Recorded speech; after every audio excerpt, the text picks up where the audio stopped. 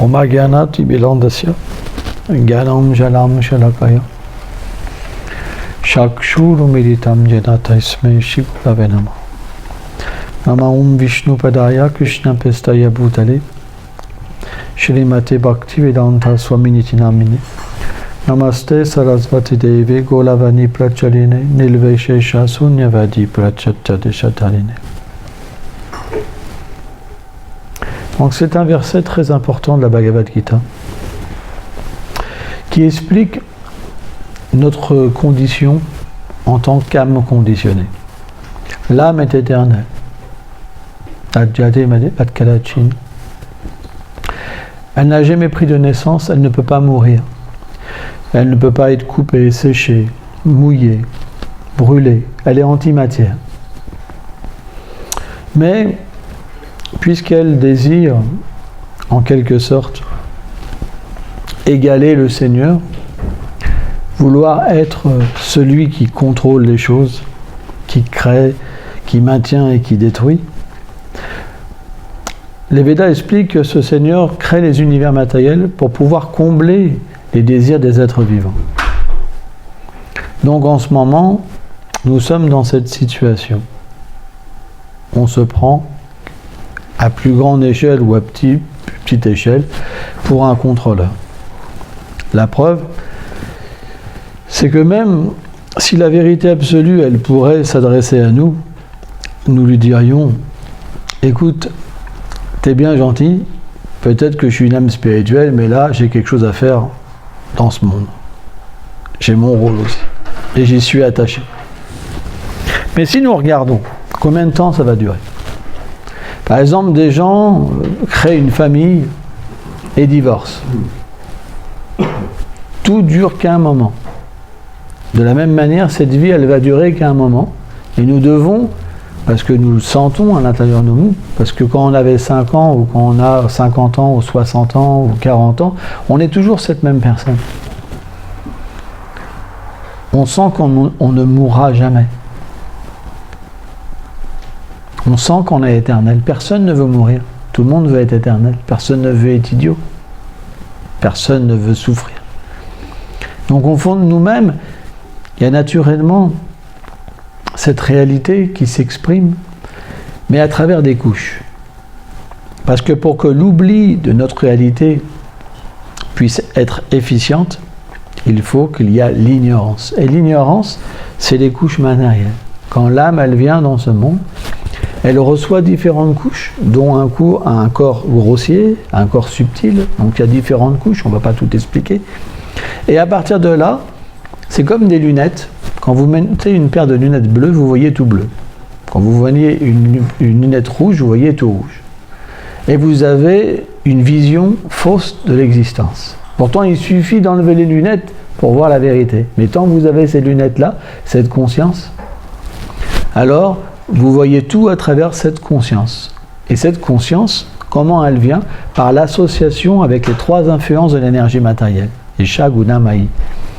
L'ignorance, la passion et la vertu. Ça veut dire, selon nos vies passées,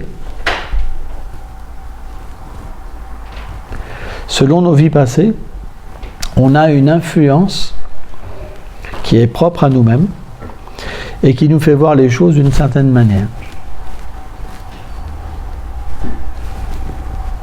C'est pourquoi vous pouvez mettre un objet dans une pièce avec 100 personnes, 1000 personnes, 10 000 personnes. Chacun aura sa vision et sa compréhension. Pourquoi ? Parce que cette influence, c'est comme une paire de lunettes qui va nous faire voir les choses d'une certaine manière. En ce moment, c'est notre conscience.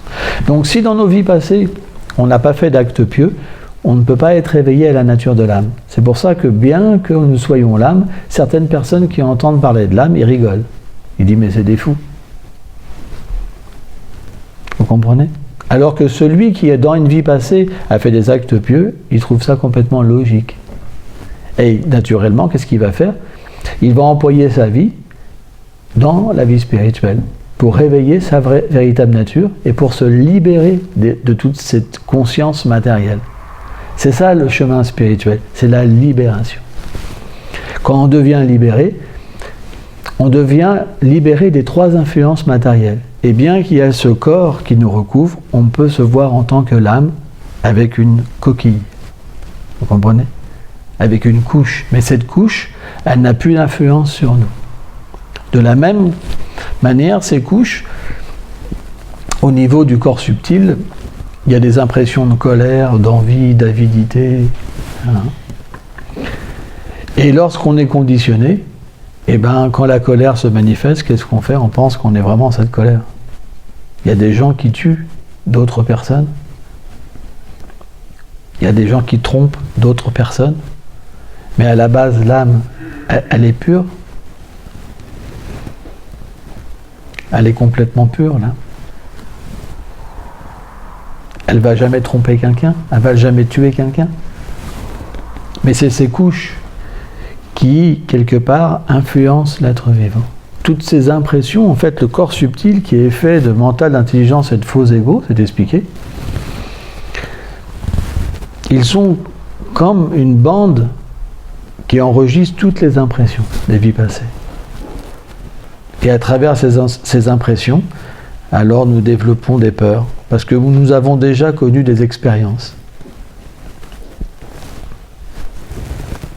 etc., etc., etc. Et tout ça, c'est comme un rêve. Vous savez, dans un rêve, vous avez vraiment une vie aussi. C'est expliqué qu'on a deux vies.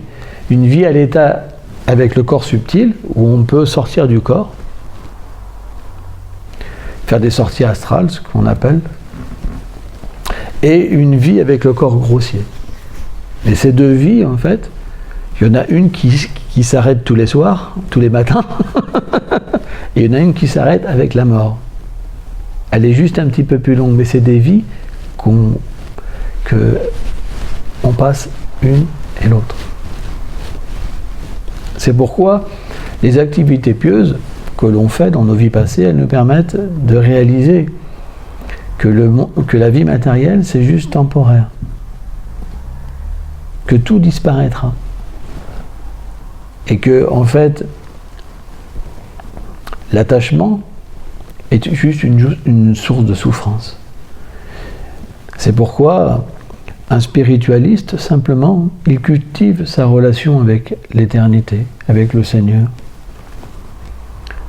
Il cherche à rétablir ce lien. Peu importe comment on l'appelle, peu importe notre pratique spirituelle, quelqu'un d'intelligent, il veut se relier. Parce qu'il comprend qu'il y a quelque chose au-delà qui peut lui donner de l'aide. Et quand cette aide devient complète, alors il peut comprendre sa relation et sa place éternelle dans le royaume de l'amour.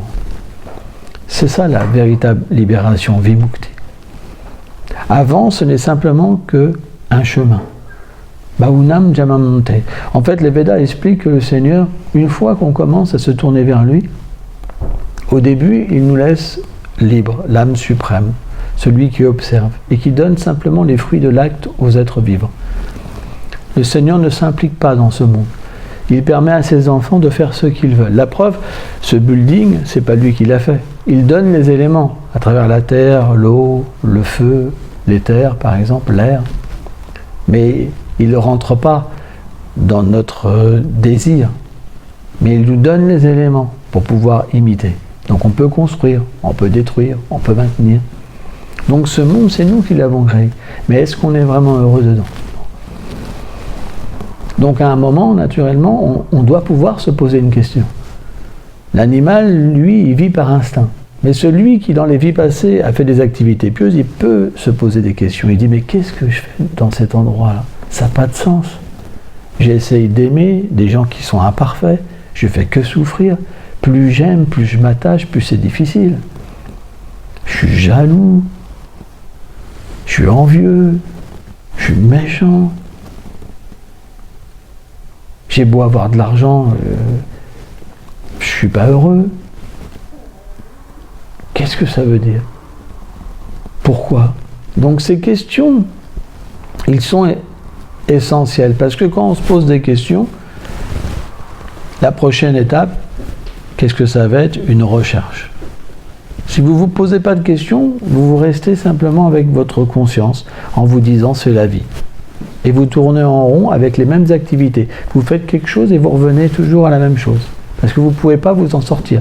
Parce que c'est ce qu'on appelle le karma. Le karma, selon nos activités passées, on a des qualités, des défauts, on va être riche, on va être pauvre. On a une façon de vivre qui est déjà comme prédestinée. On ne peut pas y échapper. Donc vous tournez en rond. Vous pensez que vous allez pouvoir en sortir, mais vous tournez en rond. Mais la vie spirituelle, c'est différente. Parce que la vie spirituelle, ça veut dire l'âme. Et l'âme peut échapper au karma. On peut avoir une vie intérieure qui est inconcevable. On peut goûter un bonheur, un amour intérieur qui est inconcevable et s'en libérer. C'est la seule manière qu'on peut échapper. Par exemple, on voit, il y a des gens qui disent ni Dieu ni maître. Moi, j'en connais plein. Que ce soit des bikers, ce que vous voulez, ils ont des grosses barbes, ni Dieu ni maître. Mais ils sont obligés de s'arrêter au passage piéton, ils sont obligés de s'arrêter au feu rouge, ils sont obligés de déclarer leurs impôts, ils sont obligés de faire plein de trucs. Donc ils ont un maître. Quand la maladie vient, ils sont obligés de s'incliner. Quand la mort vient, ils sont obligés de s'incliner. Ils ne sont pas libérés, c'est juste des mots. Parce qu'on veut faire croire aux autres qu'on est sous l'égide de rien. Mais on n'est pas libéré. La seule façon de se libérer, c'est la vie spirituelle. Parce que la vie spirituelle nous permet d'échapper à la vie externe. Et c'est la vie externe qui nous conditionne. Parce que dans ce monde, toutes les activités, elles sont faites sur 4 bases. Tuer les animaux, les manger, les distribuer, boire de l'alcool, vie sexuelle illicite, et les jeux de hasard. Les 4, en fait, activités répréhensibles, tous les gens les font. Parce que les Védas expliquent que, par exemple, la viande, ça enlève la compassion. Boire de la compassion pour les êtres humains, mais pas pour tous les êtres. La preuve, c'est qu'on peut simplement se nourrir sans manger de la viande. Par exemple. Donc quand on mange, on tue, on élève, on vend, on participe à cette chaîne. Or dans ce monde, quand vous travaillez, vous êtes obligé d'être engagé dans des choses comme ça. Tout le monde boit, par exemple, tout le monde fait telle ou telle chose. Donc, l'association dans ce monde, c'est extrêmement difficile. Parce que les gens ont une conscience simplement basée sur le plaisir des sens, l'exploitation. Peu importe les autres. Ce qui compte, c'est ma langue. Ce qui compte, c'est gratifier mon organe génital. Vous comprenez ? Mais quand il y a une vie intérieure, on devient maître des sens. Et on peut comprendre cette subtilité. Et on peut aussi vivre d'une manière très simple. Quand on est un matérialiste, on a beaucoup de manques. Moi, je vois, par exemple, des gens, ils regardent la télé, ils regardent leur portable en même temps, ils discutent avec quelqu'un en même temps, ils font 4 activités, ils sont perdus. Il y a toujours un manque. On fait quelque chose, mais ça ne donne jamais la satisfaction complète. La preuve, on a abandonné tellement d'activités depuis qu'on est né. Si ce n'était pas le cas, on n'aurait jamais abandonné nos premières activités. Regardez un enfant, il passe d'une chose à une autre. Et bien les grandes personnes, c'est la même chose. Sauf que ça est plus long. Parce qu'on a plus d'intelligence pour aller jusqu'au bout. Et on prend des choses qui sont plus compliquées, qui ont un chemin plus compliqué. Mais à la fin, c'est toujours l'échec. Pourquoi ? Parce que l'âme, elle ne peut pas trouver la satisfaction avec la matière. C'est comme quand vous allez dans un désert. Vous pensez que vous allez pouvoir trouver un oasis. Et vous courez, et puis d'un seul coup, c'est un mirage. Ben, de la même manière, le plaisir matériel ne peut pas satisfaire l'âme. Donc à un moment, c'est toujours la même chose. On regoute toujours une chose qui est tellement limitée. Et pour cette chose limitée, on fait tellement de mal pour la vie sexuelle. Pourquoi vous pensez que tellement de gens sont violés dans ce monde ? Combien de gens se trompent les uns les autres, mentent pour la vie sexuelle. Mais c'est inimaginable ce qu'une personne peut faire juste pour satisfaire les organes génitaux. Et la langue, c'est vraiment très destructeur. Donc, la vie spirituelle, c'est quelque chose qui va nous permettre d'entrer en nous-mêmes et d'observer notre réalité. Et quand on observe notre réalité, on a besoin de très peu de choses dans ce monde. Si les gens avaient une vie spirituelle, on ne rencontrerait pas la dégradation, comme on voit aujourd'hui. Des gens complètement insatisfaits, des gens qui détruisent toute l'Amazonie, par exemple, toute cette destruction, etc. On aurait une vie basée sur des choses extrêmement satisfaisantes et simples. Parce que l'âme, elle a besoin de très peu de choses. Elle a besoin simplement d'une nourriture spirituelle, de l'amour. Mais cet amour, c'est pas la concupiscence. La distinction entre l'amour et la concupiscence, c'est que la concupiscence, on va aimer quelqu'un pour nous. Et quand cette personne cesse de nous apporter du bonheur, on ne l'aime plus. Donc c'est une preuve que cette relation était basée sur la concupiscence. Parce qu'elle ne basait que sur ma propre satisfaction. Et surtout, une satisfaction avec l'identification « je suis ce corps ». Je suis cette fausse conscience. Donc, j'ai besoin, pour cette fausse conscience, d'un environnement où je serai au milieu et que tout existe pour moi. Je veux que tout le monde se plie à moi.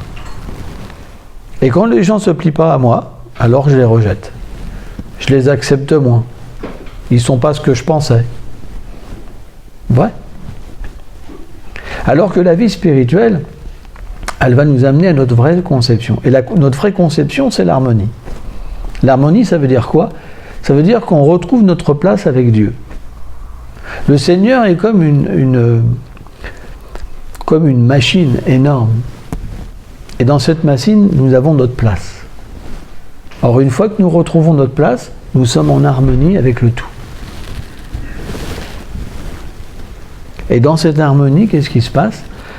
Nous ne voyons plus l'identification, notre identification avec la matière, ni l'identification des autres avec la matière. Nous voyons la réalité. Nous pouvons voir que nous avons une relation tous avec un même Père et que nous sommes tous des enfants d'une même source.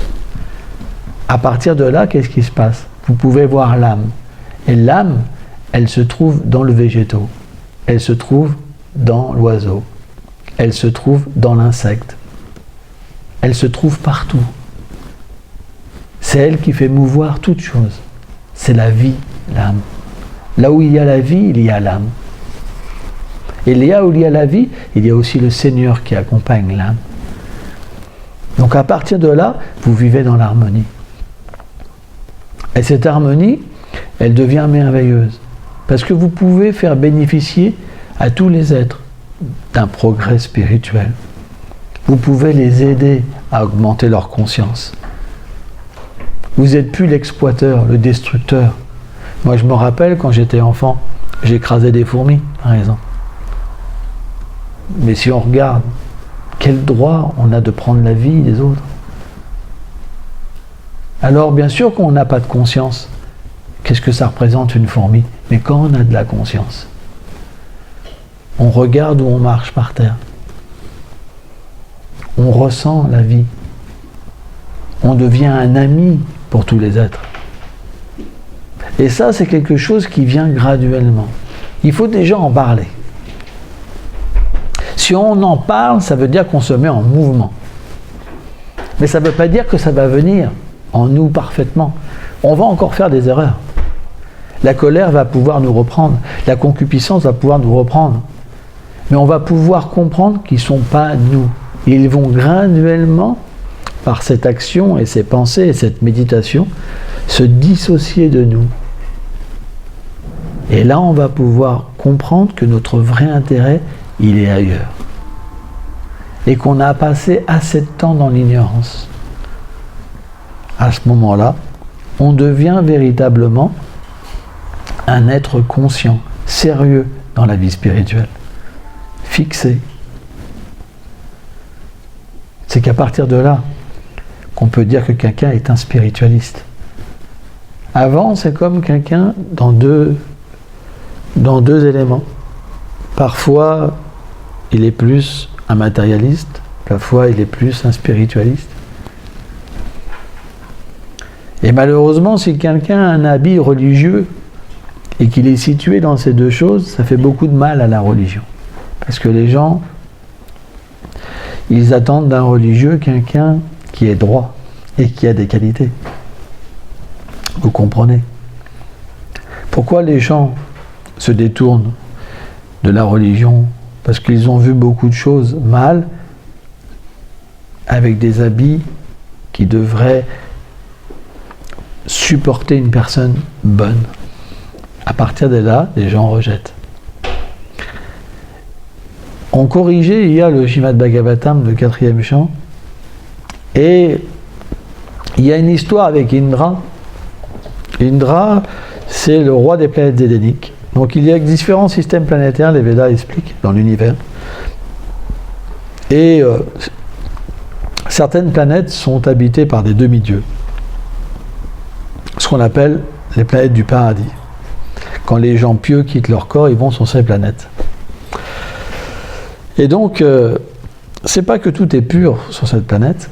Bien sûr, les gens, ils ne sont pas soumis à la souffrance comme on a là, hein, les maladies, tout ça. Il y a un bonheur des millions de fois plus élevé qu'ici. La jouissance sexuelle, il y a du nectar à boire, il y a des gens sont tellement beaux, etc., etc. Et leur vie est beaucoup plus longue. Hein. Et il y avait un roi sur la terre qui était mis en pouvoir par le Seigneur, le roi Prithu. Et il désirait accomplir 100 sacrifices du cheval. Et c'est expliqué que celui qui fait un nombre de sacrifices du cheval, il peut avoir dans une prochaine vie, parce qu'il y a le poste d'Indra n'est pas toujours le même Indra. Hein, c'est des jivas, des âmes qui sont souvent les plus pieuses. Alors pas les plus pieuses, parce que les plus pieuses c'est le poste de Brahma, mais d'une certaine piété. Et qui, quand ils ont fait une quantité de piété très élevée, ils peuvent se voir recevoir un tel poste, Indra. Et quand Indra s'est vu menacé pour son poste, il a volé en fait le cheval du sacrifice de Prithu, vous savez comment? Déguisé en ascète. Et là, les Védas expliquent, c'est de là qu'est apparue l'irreligiosité. Et qu'aujourd'hui, les gens, en fait, se mettent des habits religieux sans avoir forcément toutes les qualités. Et on voit les histoires de pédophilie, on voit les histoires de couper les gorges, et ceci, et cela, au nom de Dieu. C'est un véritable déluge de nos jours. Hein? Donc, quand des grandes personnalités comme ça se fourvoient, c'est ça, ouais. Cherchez la première lettre. Automatiquement, qu'est-ce qui se passe? Eh bien, ça ouvre une brèche et les gens suivent. C'est pourquoi porter un habit religieux, c'est pas si simple. Parce que quand quelqu'un vous voit, il se dit, oh, c'est quelqu'un qui me veut du bien. Alors bien sûr, maintenant on dit l'habit ne fait plus le moine.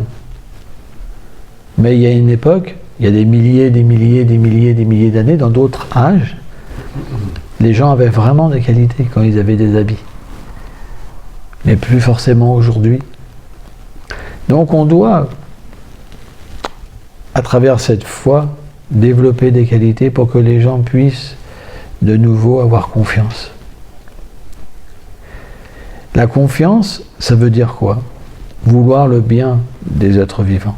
Et pas simplement leur inculquer une croyance qui va simplement les enfermer dans du sectarisme. La véritable foi, c'est quelque chose qui donne l'expérience.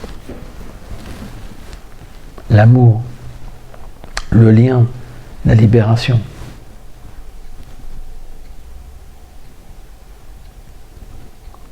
Ça ne nous enferme pas. Ça nous rend très équilibrés, au contraire. Et ça vient graduellement dans le cœur. Et cette spiritualité, c'est celle-là que les gens ont besoin.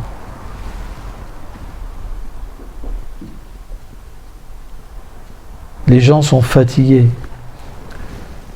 de cette spiritualité finalement exclusive, où on fait penser aux autres qu'on est les seuls et les uniques. Chacun a le droit de penser. On doit respecter la croyance de chacun. C'est une base, je pense, qui est une bonne base pour que les gens puissent évoluer. Sans ça, on vit tout seul. Là, par exemple, on est quelques-uns à avoir la même croyance, et les autres, alors, on ne vit pas avec eux. Vous comprenez? Donc, pour pouvoir vivre avec tout le monde, pour donner la conclusion, on doit être proche de l'âme. Parce que l'âme, c'est universel. L'âme, c'est l'entité de l'être vivant. C'est sa réalité. Donc on peut avoir plusieurs chemins pour la réaliser. Mais une fois qu'on la réalise, naturellement, tout le monde peut se comprendre. Les âmes réalisées peuvent se comprendre. Hein? C'est pourquoi la croyance, ça divise aussi. Là où il n'y a pas la question de l'âme, il n'y a pas la compréhension de l'âme, on pense, mon Dieu c'est ton Dieu c'est ton Dieu, moi je suis musulman, je suis hindou, je suis chrétien, je suis bouddhiste. On voit même en Birmanie les bouddhistes tuer les musulmans, par exemple. Donc on pourrait dire les bouddhistes sont non violents, donc ça existe dans toutes les voies. C'est pourquoi il faut parler de l'âme. C'est très important. Merci beaucoup.